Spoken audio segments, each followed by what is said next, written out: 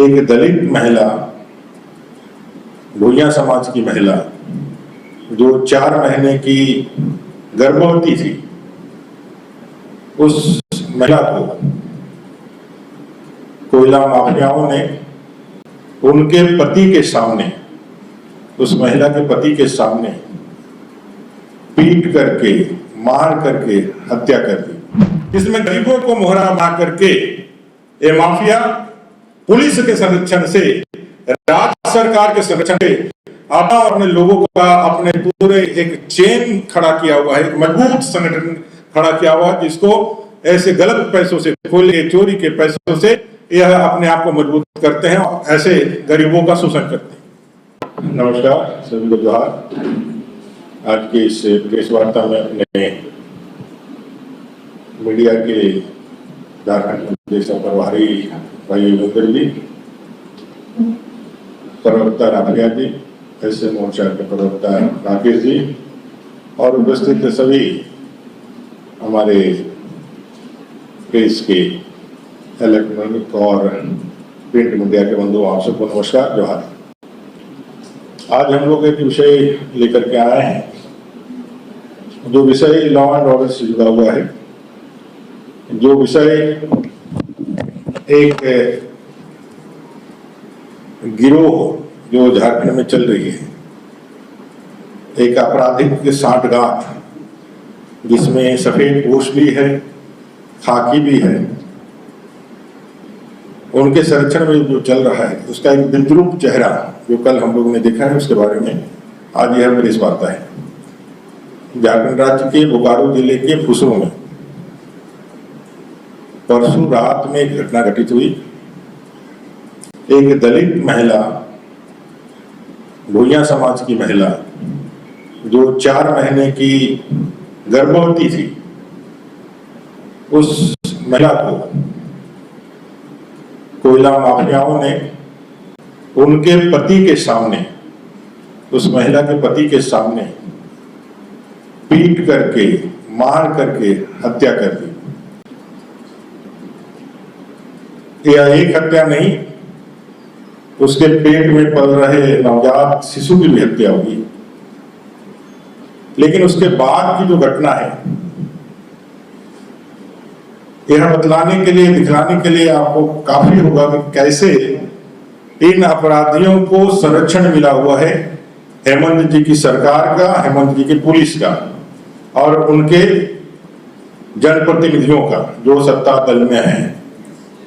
आधी रात को 1:30 बजे मर्डर करने के बाद, मार करके मरा देने के बाद, उन्हीं लोग, वही अपराधी लोग उनके शव को लेकर के पोस्टमार्टम हाउस जाते हैं और उसके पति को जबरदस्ती साक्ष्य करके उसका पोस्टमार्टम कराते हैं और पोस्टमार्टम करा करके उसके परिजनों को, जो गरीब है, दलित है, भूया बस्ती में रहने वाले लोग हैं, जो किसी तरह से अपना मजदूरी करके जीवन यापन करते हैं, उनको प्रेशर करते हैं कि भाई इसका आप जा करके आप अंतिम दाह संस्कार कर दें। ये बात धीरे धीरे समाज में फैलती है और आक्रोश धीरे धीरे इस मानवता को शर्मसार करने वाली घटना के खिलाफ लोगों में फैलता है और लगभग दिन चढ़ते 5 से 6 हजार लोगों का जो जमवाड़ा है, लोगों का जो विरोध है, वो सड़कों पर आ जाता है। सिंडिकेट चल रहा है जिसमें गरीबों को मोहरा बना करके ये माफिया पुलिस के संरक्षण से, राज्य सरकार के संरक्षण से अपने लोगों का, अपने पूरे एक चेन खड़ा किया हुआ है, एक मजबूत संगठन खड़ा किया हुआ है, जिसको ऐसे गलत पैसों से, खोले चोरी के पैसों से यह अपने आप को मजबूत करते हैं और ऐसे गरीबों का शोषण करते हैं। जब कोई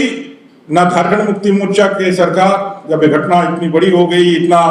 लोगों ने इसको हल्ला करना चालू किया, हम लोगों ने जब इसी को उठाया, लेकिन राज्य सरकार के कान में जू तक नहीं रही। अंत में हम लोगों ने अपने प्रदेश अध्यक्ष जी के निर्देशानुसार यह अल्टीमेटम दिया कि अगर यह अपराधी जिन्होंने अपराध किया है, वो अगर गिरफ्तार नहीं होते हैं तो हम बोकारो जिले को चक्का जाम करेंगे। जैसा कि आप लोगों ने मीडिया के माध्यम से भी सूचना, सोशल मीडिया के माध्यम से भी सुना। जब प्रशासन दबाव में आया कि भारतीय जनता पार्टी जो है इसको आंदोलनात्मक रूप से लेकर के इसमें पीछे नहीं हटने वाली है, तब आनन फानन में 6 लोगों को, जो नामजद लोग थे उसमें 6 लोगों को गिरफ्तार किया गया। और रात 2:30 बजे, 2:45 बजे माननीय सांसद ढूलू महतो जी का मेरे पास फोन आया और उन्होंने कहा कि भाई जिला प्रशासन ने सूचना दी है कि 6 लोगों को उन्होंने गिरफ्तार किया है और उन लोगों ने यह रिक्वेस्ट किया कि आप इस चक्के जाम के आंदोलन को वापस लें, हम इस पे आगे बढ़ेंगे।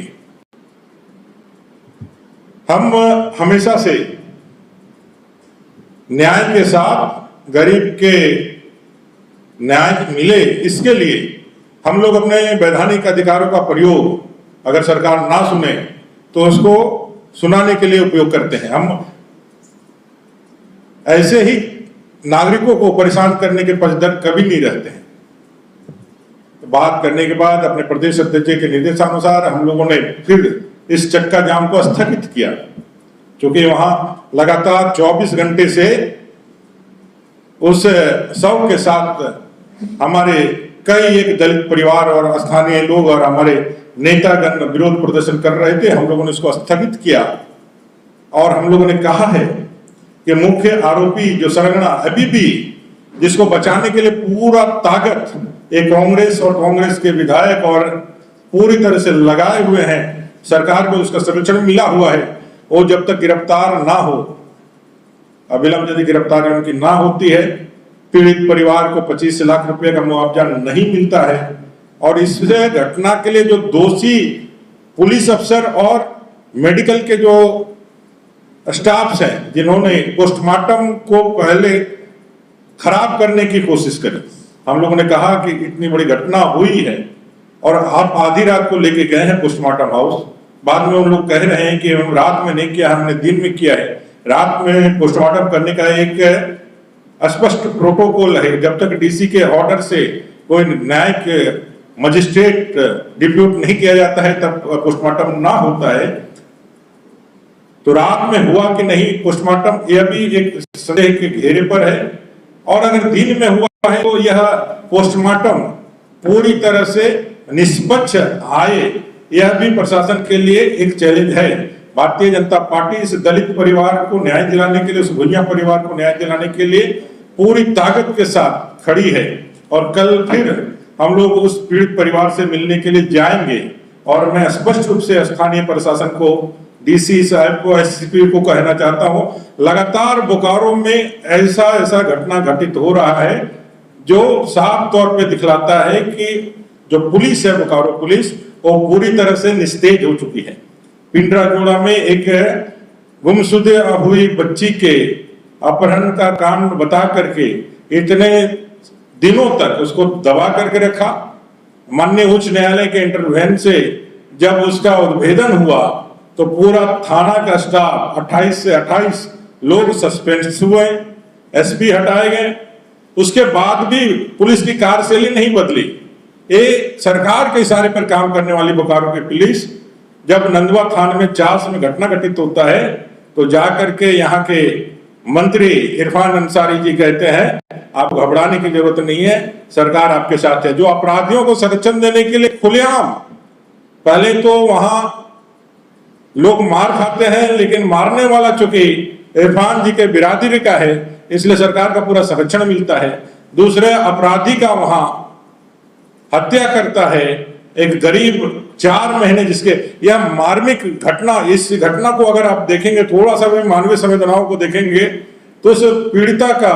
और उस पीड़िता के पेट में पल रहे बच्चे का क्या दोष था। और अगर यदि जिसने हत्या करी उस पर कानूनी कार्रवाई ना हो और कानून उस पर सजा ना दे तो ऐसे कानून पर से विश्वास किसको रह जाएगा। एक बड़ा प्रश्न है। भारतीय जनता पार्टी ने कहा है, अपने अध्यक्ष जी ने कहा है, हमारे एलओपी साहब ने कहा है, हम इस लड़ाई को अंजाम तक लेकर के जाएंगे। जरूरत पड़े तो इसे अनुसूचित जाति आयोग को भी इसके हम लोग लिखित में सूचना देने वाले हैं। और इन एसपी, डीसी वहां का स्थानीय थाना और उनकी भूमिकाओं की भी जांच होनी चाहिए। यह जो सत्ता है ये निरंकुश होती चली जा रही है और इनके जितने भी पदाधिकारी है वो बंगाल मॉडल को, ममता दीदी के मॉडल को फॉलो करना चाह रहे हैं। बंगाल में भी सत्ता नहीं रही और बंगाल किस तरह से वहां रिएक्ट कर रहा है आपको देखना चाहिए। आपको जो सत्ता मिला है, आपको जो पद मिला है, उससे गरीब का कल्याण और न्याय सुनिश्चित हो, संविधान की रक्षा सुनिश्चित हो, इस मांग के साथ उस गरीब परिवार के साथ, उस दलित परिवार के साथ पूरा झारखंड का भारतीय जनता पार्टी पूरा प्रदेश खड़ा है। हम इस उम्मीद से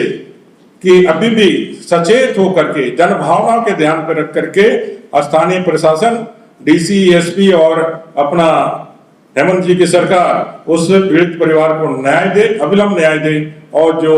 आरोपी है, मुख्य आरोपी है, उसकी गिरफ्तारी हो और इस पूरी घटना की जांच हो करके जो सफेद पोश जो कांग्रेस के लोगों का, कांग्रेस के लीडर्स का, कांग्रेस के विधायक का संरक्षण प्राप्त है, उस पूरे क्षेत्र में एक कोल माफियाओं का एक सिंडिकेट काम कर रहा है, उस पर तुरंत अंकुश लगाया जाए और उसका पर्दाफाश करके जो दोषी लोग हैं, ऐसे चोर माफिया लोग हैं, उनको जेल के अंदर डाला है। धन्यवाद।